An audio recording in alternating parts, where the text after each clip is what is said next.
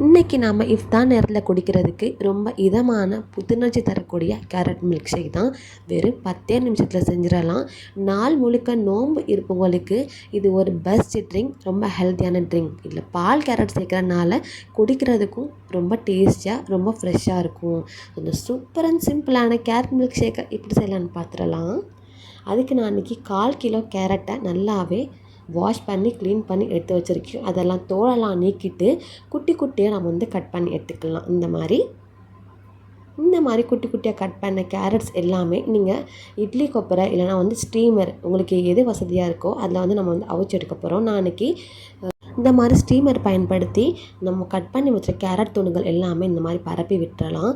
Carrot நல்லா வெந்து வரணும். ஸோ அந்த அளவுக்கு நம்ம மூடி போட்டு ஒரு 5லேருந்து 10 நிமிஷம் போல் வேக வச்சு எடுத்துக்கிடலாம். இந்த மாதிரி கேரட் அவிச்சு செய்கிறனால நமக்கு மில்க் ஷேக் நல்லா திக்காக ரிச்சாக கிடைக்கும். பாருங்கள், ஒரு 8 நிமிஷம் கழித்து பார்த்தா நம்மளுக்கு கேரட் நல்லா வெந்துடுச்சு.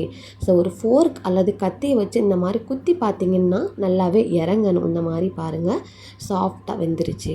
ஸோ இப்போது நம்ம ஒரு பிளேட்டுக்கு இதை மாற்றிட்டு இந்த கேரட் எல்லாமே நல்லா ஆற வச்சு எடுத்துக்கிடலாம்.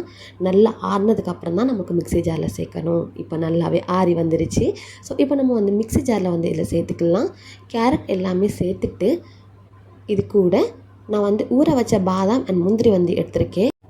3 மணி நேரம் ஊற வச்ச பாதாம் அண்ட் முந்திரி எடுத்திருக்கேன். நீங்கள் டக்குன்னு அவசரத்துக்கு செய்யணுன்னா வெந்நீரில் ஒரு 15 நிமிஷம் ஊற வச்சாலும் நம்மளுக்கு நல்லாவே ஊறி வந்துடும். அந்த தோலெல்லாம் நீக்கிட்டு இதில் சேர்த்துக்கலாம். இது கூடவே பால் சேர்க்க போகிறேன்.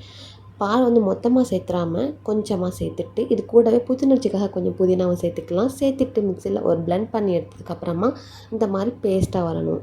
இப்போ நம்ம இது கூட மிச்சம் இருக்க பாலையும் சேர்த்துட்டு ஸ்வீட்னஸ்க்காக நீங்கள் தேவைப்பட்டால் நாட்டு சக்கரை, ஹனி எதுனாலும் சேர்த்துக்கலாம். சேர்த்துட்டு நல்லாவே ஃபைனாக பிளெண்ட் பண்ணி எடுத்துகிட்டு வந்துடலாம். எவ்வளோ ஃபைனாக பிளெண்ட் ஆகுதோ அந்தளவு நம்மளுக்கு ரிச்சாக க்ரீமியாக கிடைக்கும். கேரட் மில்க் ஷேக் அவ்வளோதான். ஒரு கிளாஸ் ஜாரில் நம்ம ஊற்றி இது கூட நீங்கள் தேவைப்பட்டால் ஐஸ் க்யூப்ஸ் இல்லைனா சப்ஜா விதை, நட்ஸ் எது வச்சுனா சர்வ் பண்ணலாம். அப்படி இல்லைனா இஃப்தார் டயத்துக்கு 2லேருந்து 3 மணி நேரத்துக்கு முன்னாடியே நீங்கள் இந்த கேரட் மில்க் ஷேக்கை செஞ்சு ஃப்ரிட்ஜில் வச்சுட்டிங்கன்னா கரெக்டாக இஃப்தார் நடத்திக்கூடிய கரெக்டான சில்லுன்னு இருக்கும். இல்லை இன்ஸ்டண்ட்டாக செய்ய போகிறீங்கன்னா நீங்கள் இதில் ஒரு ஐஸ் க்யூபை கூட பண்ணி சர்வ் பண்ணலாம். அவ்வளோதான், நம்ம ஹெல்த்தி அண்ட் டேஸ்டியான கேரட் மில்க் ஷேக் ரெடி ஆயிடுச்சு.